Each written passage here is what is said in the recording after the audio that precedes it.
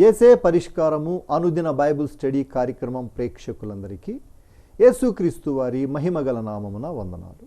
ప్రభువునందు ప్రియ దేవుని బిడ్డలారా, నేటి దినము బైబిల్ స్టడీలోని వాక్య ధ్యానమును యెషయా గ్రంథము నుండి ధ్యానం చేసుకుందాం. మీరందరూ సిద్ధపడి ఉంటే రైట్ రెవరెండ్ డాక్టర్ కారుపాటి శాంతసాగర్ గారు ప్రార్థన చేసి ఈ దినపు వాక్య పరిచర్య చేస్తారు. ప్రభువునందు ప్రియ దేవుని బిడ్డలారా, దయచేసి మీ పరిశుద్ధ బైబిల్ గ్రంథాన్ని తెరవండి. యెషయా గ్రంథం 52వ అధ్యాయం మీ ఎదుట ఉంచుకోండి. యెషయా గ్రంథం 40వ అధ్యాయం నుండి 66 అధ్యాయాల వరకు ఇశ్రాయేలు నిరీక్షణ, ఇశ్రాయేలు దీవెన తెలియచేయబడ్డాయి. సియోను, లెమ్ము లెమ్ము, నీ బలము ధరించుకొనుము.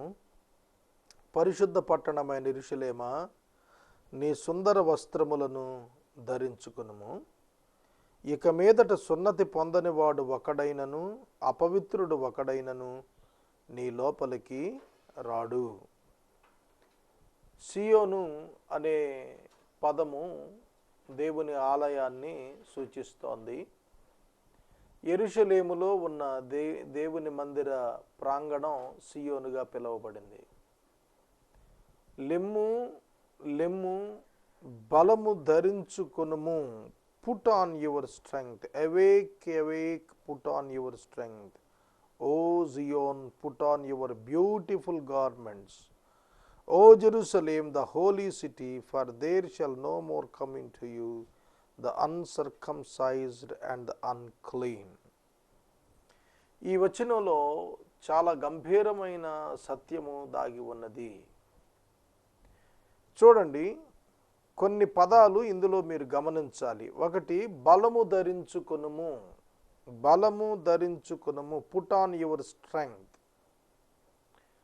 బలము ధరించుకొనుము అనేటువంటి పదము దేనిని సూచిస్తోంది? రక్షణానుభవాన్ని సూచిస్తోంది. సుందర వస్త్రములను ధరించుకొనుము, ఈ పదం కూడా రక్షణ వస్త్రమును సూచిస్తూ ఉంది. సున్నతి పొందనవాడు ఒక్కడైనా ఉండడు, ఈ పదం కూడా నిబంధన గురుతు సున్నతి. సున్నతి పొందనవాడు ఒక్కడూ ఉండడు అన్నప్పుడు రక్షించబడిన దేశంగా అది కనిపిస్తోంది. అపవిత్రుడు ఒక్కడైనను నీ లోపలికి రాడన్నప్పుడు అన్యుడు యెరూషలేములోనికి రాలేడు. కనుక ఇక్కడ సియోను ప్రకటన గ్రంథపు 21వ అధ్యాయంలోని నూతన యెరూషలేముతో పోల్చుకుంటే ఈ వచనం యాప్ట్గా సరిపోతుంది. పరిశుద్ధ పట్టణం అలంకరించబడినటువంటి పెండ్లి కుమార్తె వలె దిగి వచ్చుట చూచి తిని అన్నాడు యోహాను. ఇక్కడ దేవుని ప్రజలకున్న నిరీక్షణ చెప్పబడింది. పాత నిబంధనలో సహితము బబులోను చెర నుండి వెనుకకు తిరిగి వచ్చి వారు తిరిగి తమ బలాన్ని ధరించుకొని, తమ మందిరాన్ని అలంకరించుకొని, తమ దేవునితో తిరిగి సహవాసాన్ని ప్రారంభించారు. మందసం అక్కడ వారు ఏర్పరుచుకున్నారు. దేవుని యొక్క మందిరం ఏర్పరుచుకున్నారు. దేవుని యొక్క ధర్మశాస్త్రం లోబడటం ప్రారంభించారు. అయితే ఇక మీదట సున్నతి పొందని వాడు ఒకడైనను, అపవిత్రుడైనను లోపలికి రాడు అన్నప్పుడు సున్నతి నొందని వాడు అనేది బాహ్య సున్నతి కాదు. బాహ్య సున్నతి కేవలం యూదులే చేస్తారు. అపవిత్రుడు లోపలికి రాడు అన్నాడు, అది జరగలేదు. భౌతికంగా మనకు కనిపిస్తున్నటువంటి చరిత్రలో ఉన్నటువంటి యెరూషలేములో ఈ ప్రత్యేక ఘట్టం లేదు. అన్యులు వెలుపట ఉండిపోయి యూదులు మాత్రమే లోపలకున్నది లేదు. అయితే ఇక్కడ చెప్పిన మాట సియోను, యెరూషలేము అనే పదాలు రెండింటిని బట్టి ఇశ్రాయేలీయులకున్న ఆచారాన్ని సమర్థిస్తోంది ఈ మాట. అదేమిటంటే, దేవాలయము చుట్టూతా 12 గోత్రాలు ఎవరెవరు ఎక్కడ ఉండాలా. మందసం ఎక్కడుండాలి? మందసం అంటే నథింగ్ బట్ ద టెంపుల్. ఏ దిక్కున ఎవరెవరు ఉండాలి? యాజకులు ఎక్కడుండాలి? యాజకులలో లేవీయుల కుమారులలో కహాతు, మెరారి వాళ్ళంతా ఎక్కడ నిలబడాలి, ఆ తరువాత మిగిలిన గోత్రాలు ఎక్కడ నిలబడాలి. దేవాలయంలోనికి యూదులకే ప్రవేశం, అన్యులకు ప్రవేశం లేదు. అందుకనే జెంటైల్ కోర్ట్ అని సెపరేట్గా ఉంది దేవాలయంలో. మీరు హేరోదు దేవాలయం నమూనా చూస్తే అన్యజనుల భాగం ప్రత్యేకంగా ఒక కోర్టు ఉండేది. అటువంటిది లేకుండా కేవలం యూదులు మాత్రమే దేవాలయంలోనికి వచ్చేటట్లుగా ఒక దినం రాబోతోందనేది చెప్పాడు యెషయా ద్వారా. అది జరిగింది కూడా. ధూళి దులుపుకొను యెరూషలేమా, లేచి కూర్చుండుము చెరపట్టబడిన సీయోను, కుమారి నీ మెడకట్లు విప్పి వేసుకొనుము. మెడకట్లు దాస్యాన్ని జ్ఞాపకం చేస్తున్నాయి. మెడకట్లు దాస్యాన్ని జ్ఞాపకం చేస్తున్నాయి. ధూళి దులుపుకొనుట శిక్ష సమాప్తిని జ్ఞాపకం చేస్తోంది. లేచి కూర్చుండుట చెర నుండి విడుదలను జ్ఞాపకం చేస్తోంది. దేవుడు కనికరించుతున్నాడు. సియోను కుమారి లే, నీ రాజు నిన్ను పిలుస్తున్నాడు, బయలుదేరమన్నాడు. యెహోవా ఇలాగు సెలవిస్తున్నాడు, మీరు ఊరకయే అమ్మబడితిరి కదా, రోకలియకయే మీరు విడిపించబడెదరు. ఊరకయే అమ్మబడితిరి కదా. దేవుడు ఆజ్ఞ ఇచ్చాడు. నెబుకద్నెజరు బబులోను చెరలోనికి యూదులను తీసుకుపోయాడు. దీనికి కారణము యూదుల యొక్క పాపము అయినప్పటికీ దేవుడు అప్పగించబట్టి వాళ్ళు వెళ్ళారు. యుద్ధం జరిగి గెలిచి కొందరు చచ్చి కొందరు ఓడి కాదు, దేవుడే వారిని అప్పగించాడు. అందుకే వారు వెళ్ళాల్సి వచ్చింది. దేవుని ఆజ్ఞ చొప్పున వెళ్ళారు కదా, మీ ప్రమేయం లేకుండా, రోకలు ఇయ్యకుండానే, అంటే వితౌట్ యువర్ ఇంటర్ఫియరెన్స్, నీ జోక్యము లేకుండా, నీ ప్రమేయం లేకుండా, నీవు రోకలు ఇయ్యకుండా మీరు విమోచించబడతారు. ఆయనే ఆజ్ఞ ఇచ్చాడు, ఆయనే నెరవేరుస్తాడు అంటే అదే అర్థం. 4వ వచనం, దేవుడైన యెహోవా అనుకునుచున్నది ఏమనగా, తాత్కాలిక నివాసము చేయుటకై పూర్వకాలమున నా జనులు ఐగుప్తునకు పోయిరి, మరియు అశ్షూరు నిర్నిమిత్తముగా వారిని బాధపరిచెను. దేవుడు ఒక్కసారిగా ఒక్క వచనంలో కొన్ని వందల సంవత్సరాల చరిత్రను చెప్పేస్తున్నాడు. క్రీస్తు పూర్వము 2000 సంవత్సరాలప్పుడు అబ్రహాము గారు ఉన్నారు. యోసేపు దగ్గరకు వచ్చేటప్పటికి అబ్రహాము, ఇస్సాకు, యాకోబు, యోసేపు సుమారు 200 సంవత్సరాలు, 430 సంవత్సరాల చెర. క్రీస్తు పూర్వం 1450లో మోషే భక్తుడు నివసించాడు, ఆదికాండం రచించాడు. అతడు మిద్యాను అతని మామగారి యొక్క పొలం అతని యొక్క మామగారి యొక్క మందలు మేపాడు. కాబట్టి మోషే కాలానికి 450 సంవత్సరాలు వచ్చింది. క్రీస్తు పూర్వం 1400 నుంచి 1450 మధ్య మోషే పరిచర్య రికార్డు చేయబడింది. అక్కడ నుండి క్రీస్తు పూర్వము 722లో ఇశ్రాయేలు ఉత్తర రాజ్యం అశ్షూరుకు చెరకు వెళ్ళారు. అది చూడండి, క్రీస్తు పూర్వం 1450, ఐగుప్తు చెరలోనికి వెళ్ళింది ఇంకా 200 సంవత్సరాల ముందు అనుకుందాం. క్రీస్తు పూర్వం 1650 అనుకుందాం. అంటే ఇంచుమించుగా 950 సంవత్సరాలను 2 వచనాల్లో క్లబ్ చేసి మాట్లాడుతున్నాడు దేవుడు.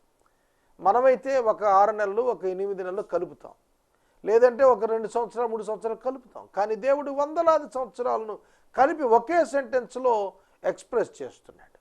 ఐగుప్తుకు వెళ్ళారు, అయితే తాత్కాలిక నివాసం కొరకే.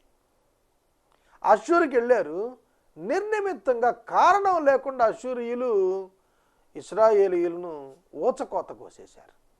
దేవుడు అందుకేనే అంటున్నాడు, నా జనులు ఊరకే కొనిపోబడ్డారు, వారిని బాధించు వారు చూచి గర్జిస్తున్నారు. ఇదే యెహోవా వాక్కు, దినమెల్లా నా నామం దూషించబడుతోంది, కావున ఇచ్చట నేనేం చేయాలి? ఇదే యెహోవా వాక్కు, నా జనులు నా నామం తెలుసుకుంటారు, నేనున్నానని చెప్పువాడను నేనే అని వారు ఆ దినాన తెలుసుకుంటారు. దేవుడు అశ్షూరుకు తీర్పు తీర్చినప్పుడు దేవుడను నేనే అని వారు తెలుసుకుంటారని దేవుడు డిక్లేర్ చేస్తున్నాడు. అనువాడు ఉన్నవాడు, నేను ఉన్నానని చెప్పువాడు ఒక్కడే, ఆయనే యెహోవా. ఆయన ఉన్నాడని అష్షూరీయులను నాశనం చేసిన దినాన ఇశ్రాయేలీయులు తెలుసుకుంటారని దేవుడు చెబుతున్నాడు. 7వ వచనం ప్రాముఖ్యమైన వచనం. సువార్త ప్రకటిస్తూ సమాధానం చాటిస్తూ సువర్తమానం ప్రకటించచ్చు, రక్షణ సమాచారం ప్రచురించు వాని పాదాలు, నీ దేవుడు ఏలుచున్నాడని సియోనుతో చెప్పు వాని పాదములు పర్వతాల మీద ఎంతో సుందరములై ఉన్నవి. ఈ వచనం గంభీరం. సువార్త ప్రకటన, సమాధాన ప్రకటన, సువర్తమాన ప్రకటన, రక్షణ సమాచార ప్రచురణ, ఇవి చేస్తున్న వాడి పాదాలు, దేవుడు ఏలుచున్నాడని చెప్పేవాని పాదాలు పర్వతాల మీద ఎంతో సుందరములు. How beautiful upon the mountains are the feet of him who brings good news, who publishes peace, who brings good news of happiness, who publishes salvation, who says to Zion, your God reigns.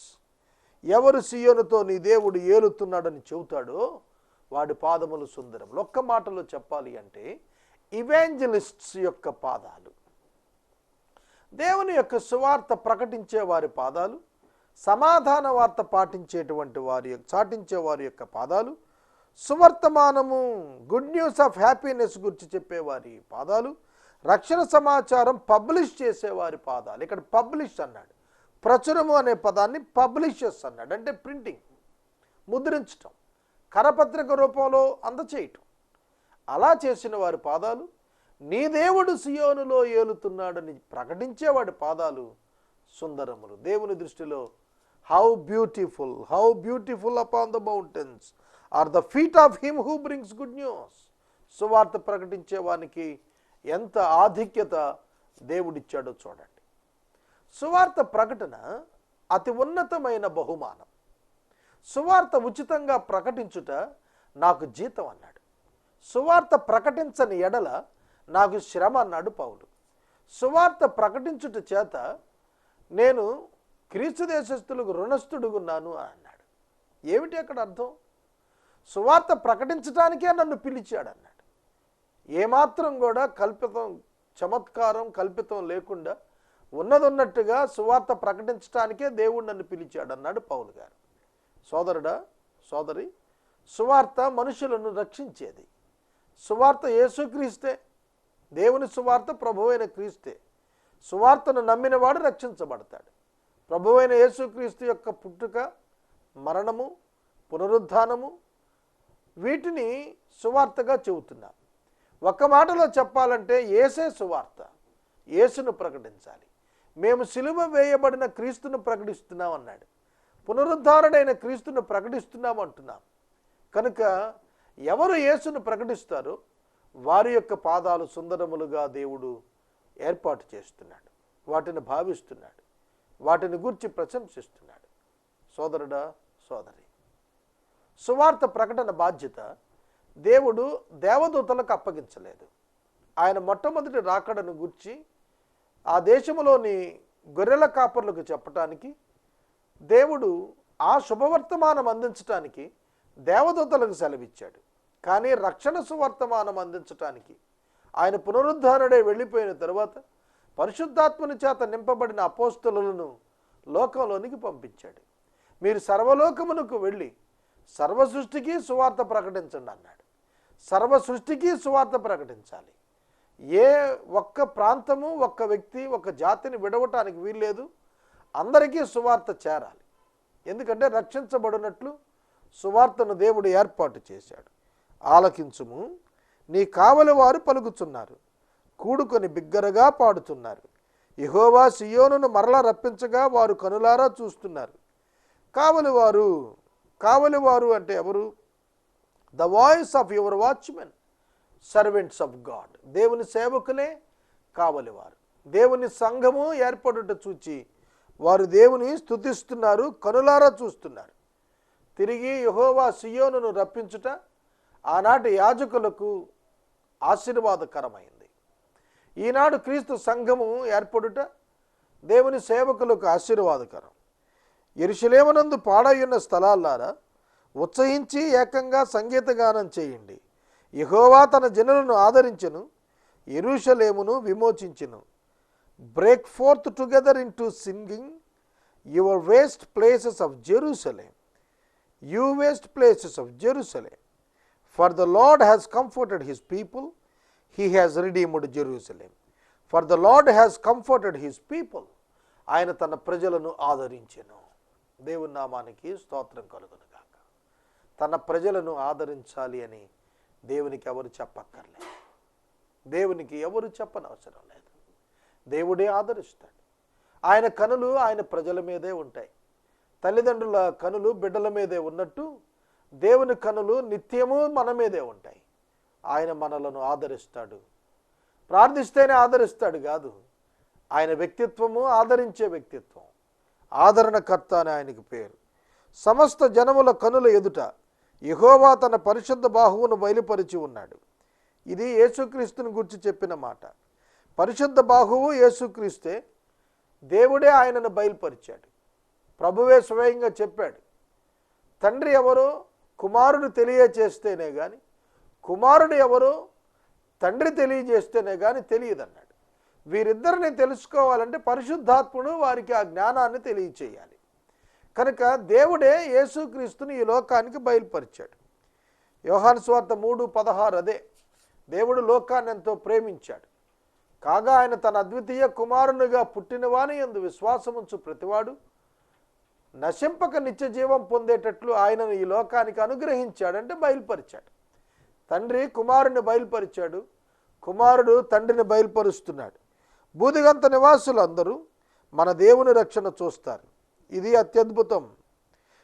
all the ends of the earth shall see the salvation of our God. చూడండి, బూదిగంత నివాసులు అన్నాడు. యూదుల నివాస స్థలాలు ఎక్కడ వరకు ఉన్నాయి? బూదిగంతాల వరకు ఉన్నాయా? లేవే. కనాను దేశమే కదా. కానీ ఇక్కడ బూదిగంతాలు అంటున్నాడు. బూదిగంతాలు అనే పదం నూతన నిబంధన గ్రంథంలో సంఘాన్ని సూచిస్తోంది. బూదిగంతముల నుండి ఆయన తనకు నచ్చిన వారిని, తనను విశ్వసించిన వారిని జాతి, మతము, కులము భేదము లేకుండా ఆయన రక్షించుకుంటాడు. అదే ఇక్కడ చెబుతున్నాడు. బూదిగంత నివాసులు అందరూ మన దేవుని రక్షణ అంటే యేసుక్రీస్తును చూస్తారు. ప్రకటన గ్రంథం 1వ అధ్యాయంలో చెప్పాడు, అందరూ నన్ను చూచి రొమ్ము కొట్టుకుంటారు అన్నాడు. అవును. 11వ వచనం, పోవుడి పోవుడి, depart depart, go out from there, అచ్చటి నుండి వెళ్ళిపోండి, అపవిత్రమైన దేనిని ముట్టకుడి, దాని యొద్ద నుండి తొలగిపోండి, యెహోవా సేవోపకరణములను మోయువారులారా మిమ్మును మీరు పవిత్రపరుచుకునండి. పోవుడి పోవుడి, పోవుడి పోవుడి, depart depart, go out of them, go out from there. ఎందుకు చెబుతున్నాడు? బబులోను నుండి వెళ్ళిపోమంటున్నాడు. గో అవుట్ ఫ్రమ్ దేర్, అక్కడి నుంచి వెళ్ళిపోండి. ఎవరికి?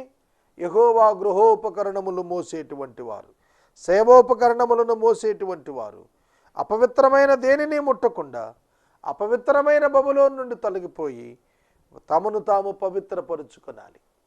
తమను తాము పవిత్రపరుచుకోవాలి. Personal sanctification, practical and personal sanctification by believers. విశ్వాసులు తమను తాము పరిశుద్ధపరుచుకోవాలి. ఏ అపవిత్ర కార్యాలలో పడితే ఆ అపవిత్ర కార్యాలలో విశ్వాసులు మగ్గిపోకూడదు, దూరంగా పోవాలి. పాపానికి దూరంగా పారిపోవాలి, లోకానికి దూరంగా పారిపోవాలి, అపవిత్రతకు దూరంగా పారిపోవాలి, దేవునికి ఇష్టము లేని చెడ్డ కార్యాలకు దూరంగా తమంతట తామే పారిపోవాలి. ఎందుకంటే దేవుని సేవోపకరణములను మోసేటువంటి యాజకులు అని చెబుతున్నాడు. పాత నిబంధనలోని యాజకులు, క్రొత్త నిబంధనలోని విశ్వాసులు. విశ్వాసులను యాజక సమూహంతోనే పోల్చాడు క్రొత్త నిబంధనలో. కనుక క్రొత్త నిబంధనలో ప్రతి విశ్వాసి full time worker, 100% full time worker, 100% సంపూర్ణ సేవకత్వము దేవుడు నూతన నిబంధనలోని సంఘములో ఉన్న ప్రతి ఒక్కరికి ఇచ్చాడు. కనుక ప్రతి ఒక్కరూ దేవుని సేవ చేయాలి, ప్రతి ఒక్కరూ దేవుని సేవ చేయవచ్చు. ప్రతి ఒక్కరూ కూడాను దేవుని నిమిత్తం తమను తాము పవిత్రపరుచుకుని పరిశుద్ధ జీవితం జీవించాలి. 12వ వచనం, మీరు త్వరపడి బయలుదేరరు, పారిపోవు రీతిగా వెళ్ళరు, యెహోవా మీ ముందర నడుచును, ఇశ్రాయేలు దేవుడు మీ సైన్యపు వెనుకటి భాగమునకు కావలు కాయును. ఈ వచనం గమనించండి. మీరు త్వరపడి బయలుదేరరు. అవును, అదే సంభవించింది. కోరేషు నాయకత్వంలో, పారసీక రాజైన కోరేషు యొక్క నాయకత్వంలో ఒక డిగ్రీ వచ్చింది. దేవుడు అతనికి కనపడి, ఇశ్రాయేలీయులను వెనకకు పంపించు, వారు నా ప్రజలు, యెరూషలేముకు వెళ్ళి దేవాలయం కట్టుకుంటారని చెప్పాడు. వెంటనే ఒక పిలుపు కోరేషు ఇచ్చాడు. తన దేశంలో ఉన్న యూదులందరూ కూడా స్వచ్ఛందంగా బయలుదేరి దేవుడైన యెహోవా సెలవిచ్చిన రీతిగా తమ దేశానికి వెళ్ళి అక్కడ మందిరం కట్టుకోండి, మందిరానికి కావలసినవంతా ఇక్కడి నుంచి తీసుకెళ్ళండి అని చెప్పాడు. కానీ చాలా తక్కువ మంది బయలుదేరారు. 3 దఫాలుగా వెనకకు వెళ్ళారు. 3 దఫాలుగా వెనకకు వెళ్ళారు. మొట్టమొదట గుంపు బయలుదేరినటువంటిది క్రీస్తు పూర్వము 536లో వాళ్ళు వెలుపటికి వెళ్ళారు. 516లో దేవాలయం యొక్క డెడికేషన్ చేశారు. అప్పటికీ ఇంకా చాలామంది కోరేషు పరిపాలన క్రిందనే ఉండిపోయారు. ఎందుకంటే బబులోనులో వారు అభివృద్ధి చెందారు. బబులోనులో యూదులు ఆస్తులు సంపాదించుకొని, వివాహాలు చేసుకుని, సంతానాన్ని కని, సొంత ఇండ్లు నిర్మించుకొని సౌఖ్యంగా జీవించడం నేర్చుకున్నారు. వాళ్ళు వెనకకు తిరిగి వెళ్ళమంటే వెళ్ళటానికి ఇష్టపడలేదు. అందుకనే అంటున్నాడు, జరగక పూర్వమే, ఇంకా ఈ చరిత్ర, ఈ యొక్క సంభవం కొన్ని వందల సంవత్సరాలు జరుగుతుంది అనగానే ఈ మాట చెప్తున్నాడు, మీరు త్వరపడి బయలుదేరరు. అవును, బయలుదేరమని దేవుడు చెబితే బయలుదేరరు. ఇది మొట్టమొదటి నుండి అభ్యాసములో ఉన్నది. ఇశ్రాయేలీయుల చరిత్రలో పారిపోయే రీతిగా వెళ్ళిపోమంటున్నాడు. అంటే త్వరపడి ఆ స్థలం వదిలిపెట్టండి అంటున్నాడు. దేవుడు తన ప్రజలకు తన స్వాస్థ్యంలో తిరిగి చోటు కల్పించినప్పుడు వారు తొందరగా రావాలని కోరుకుంటున్నాడు. వారెంత తొందరగా యెరూషలేము వదిలి పారిపోయేట్టు చేశాడో అంతకంటే తొందరగా యెరూషలేములోనికి రావటానికి వారికి ఆహ్వానం పలుకుతున్నాడు, వారిని రప్పిస్తున్నాడు. యెహోవా మీ ముందర నడుచును. ఇది చాలా మంచి పరిణామం. దేవుడు మీ ముందర నడుచుట నిజమైన ఆశీర్వాదం.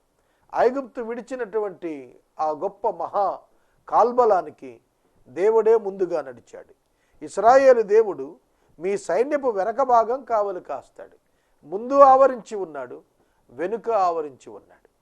ఇది ఎర్ర సముద్రములో వారిని నడిపిస్తున్నప్పుడు పగలు మేఘస్తంభం, రాత్రి అగ్నిస్తంభం. ఒకే స్తంభం, వన్ సైడ్, ఒక ప్రక్కన మేఘస్తంభం, ఒక పక్కన అగ్నిస్తంభం. అర్థమవుతుందా? అగ్నిస్తంభం, మేఘస్తంభం, అది రొటేట్ అయ్యింది. ఒకే పిల్లర్, ఒకేపు మేఘము, ఒకవైపు అగ్ని, అది రొటేట్ అవుతోంది. యూదులు ముందుకు కొనసాగటానికి మేఘము చేత వారికి పగటిపూట నెమ్మది కల్పించాడు. అదే సమయంలో తరుముతున్నటువంటి ఐగుప్తీయులకు అగ్నిస్తంభంగా ఉన్నాడు. సోదరుడా, సోదరి, దేవుడు తన ప్రజలను ముందుకు కొనసాగించేవాడు, వారి శత్రువులను వెనక అణగదొరక్కేటువంటి వాడు. 13వ వచనం, ఆలకించుడి, నా సేవకుడు వివేకంగా ప్రవర్తిస్తాడు, అతడు హెచ్చించబడి ప్రసిద్ధుడై మహాగణుడిగా ఎంచబడతాడు. ప్రతి నిజ సేవకునికి ఈ అనుభవం దక్కుతుంది. ప్రతి నిజ సేవకుడు వివేకంగా ప్రవర్తిస్తాడు, అవివేకిగా ఉండడు. సేవకుడు అన్నప్పుడు డూలోస్ అనేటువంటి పదం రాశాడు. అంటే హక్కులు లేనివాడుగా ఉన్నటువంటి క్రీస్తు యొక్క సేవకుడు, విశ్వాసి అయినవాడు, సేవకత్వానికి సమర్పించుకున్నవాడు ఘనత నొందుతాడని చెబుతున్నాడు. సహోదరుడు, సహోదరి, పౌలు గారు చెప్పాడు. పౌలు గారు చాలా తేటగా చెప్పాడు, మంచి పోరాటం పోరాడాను, నా పరుగు తుద ముట్టించాను, నా కొరకు జీవ కిరీటం ఉంది అని అన్నాడు. ఘనత దేవుడు ఇస్తాడు. నన్ను ఘనపరుచు వారిని నేను ఘనపరుస్తాను. 1 హెచ్చించబడుట, 2 ప్రసిద్ధుడొకట, 3 మహాగణుడుగా ఎంచబడట. అర్థమవుతుందా? సేవకునికి దక్కే ఆధిక్యత అన్ని ఉద్యోగముల కంటే సేవకునికి దక్కే ఆధిక్యత అత్యధికంగా ఉంటుందనేది మనం గుర్తెరగాలి. క్రొత్త నిబంధన కాలంలో ఇది రుజువైనది. దేవుని పేరిట జీవిస్తున్నటువంటి సేవకులు అన్ని విధాలా గౌరవించబడతారు. 14వ వచనం, నిన్ను చూచి ఏ మనిషి రూపము కంటే అతని ముఖమును, నరరూపము కంటే అతని రూపమును చాలా వికారమని చాలామంది ఎలాగ విస్మయముందిరో అలాగే అతడు అనేక జనములను చిలకరించును. So shall he sprinkle many nations, kings shall shut their mouths because of him. రాజులు అతను చూచి నోరు మూసుకుంటారు. తమకు తెలియచేయబడని సంగతులు వారు చూచెదరు, తాము వినని దానిని గ్రహించెదరు. తాము వినని దానిని గ్రహించెదరు. సోదరుడా, సోదరి, దేవుడు చాలా తేటగా చెబుతున్నాడు. అనేక జనములను చిలకరించువాడు అనగా అనేక జనములను ఆశీర్వదించువాడు ఎవరనగా ప్రభువైన యేసుక్రీస్తు. లోకములో ఆయన తిరస్కరించబడ్డాడు. ఆయన స్వరూపమైన సొగసైన లేనివానిగా తయారయ్యాడు. ఆయన రక్తవరుణుడిగా తయారయ్యాడు.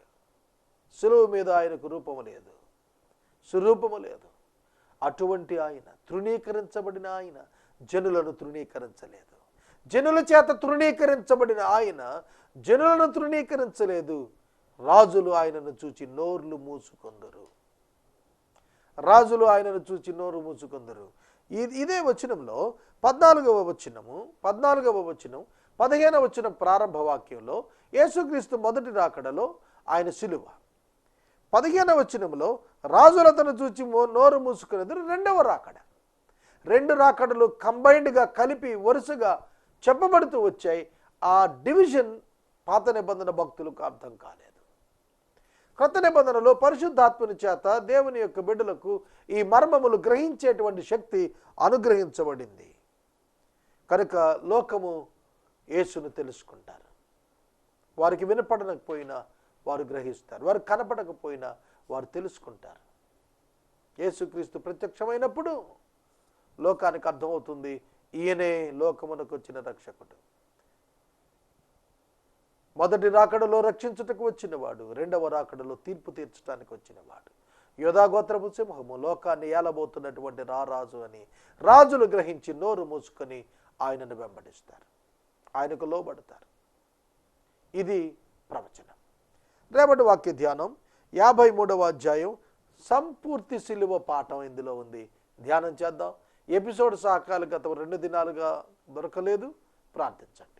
మనము ఇంతవరకు రైట్ రెవరెండ్ డాక్టర్ కారుపాటి శ్యామ్సాగర్ గారి ద్వారా బైబిల్ స్టడీలోని వాక్య ధ్యానమును యెషయా గ్రంథము నుండి ధ్యానం చేసుకున్నాం. ఈ కార్యక్రమం ద్వారా మీరు పొందుకొనుచున్న ఆత్మీయ మేలులు ఒక ఉత్తరం ద్వారా మాకు తెలియచేయండి. మీ ప్రార్థనా మనవులు మాకు తెలియచేస్తే ఏసే పరిష్కారం కార్యాలయంలో ఏర్పాటు చేసిన ప్రత్యేక ప్రార్థనా శిబిరంలో మీ కొరకు ప్రార్థిస్తాం. మీ కుటుంబ పక్షంగా ఒక ఎపిసోడ్ ప్రసారం చేయాలనుకున్నారు మాకు తెలియచేస్తే మా సిబ్బంది మీ గృహాలను దర్శిస్తారు. ముగింపు ప్రార్థన ఆశీర్వాదాలతో ఈ కార్యక్రమాన్ని ముగించుకుందాం. ప్రార్థన చేసుకుందాం. మమ్మల్ని మిక్కిలిగా ప్రేమిస్తున్న మా ప్రియ తండ్రి, మీకు వందనాలు. మీ లేఖనాల చేత మమ్మలను మేల్కొల్పుతున్నారు, మీ రక్షణ సువార్త అందిస్తున్నారు. మీరేమై ఉన్నారో గ్రహించుటకు మాకు వాక్యం సహాయం చేస్తోంది. మీ కార్యాలు మీరే జరిగిస్తున్నారనేది నేను గ్రహించి మిమ్మల్ని స్తుతిస్తున్నాను ప్రభు. మీరు ప్రణాళిక కలిగి దాన్ని నెరవేరుస్తున్నారని అర్థం చేసుకుంటున్నాం. ఆ ప్రణాళికలో మాకు భాగం కల్పించడానికి మీరు మాకు ఆహ్వానం ఇచ్చారు. మేము నిన్ను అంగీకరిస్తే మేము ఆ ప్రణాళికలో భాగస్థులం అవుతాం. అట్టి కృప మాకు ఎల్లరికూ దయచేయం. ఎపిసోడ్ సహకారులు లేరు ప్రభువ, ఆర్థికంగా అవసరాలు చాలున్నాయి, కనికరించమని యేసునామమున ప్రార్థిస్తున్నాము తండ్రి, ఆమేన్. తండ్రి అయిన దేవుని ప్రేమ, కుమారుడైన యేసయ్య కృప, పరిశుద్ధాత్మని యొక్క అన్యోన్య సహవాసం సదాకాలం మనందరికీ తోడైండును గాక.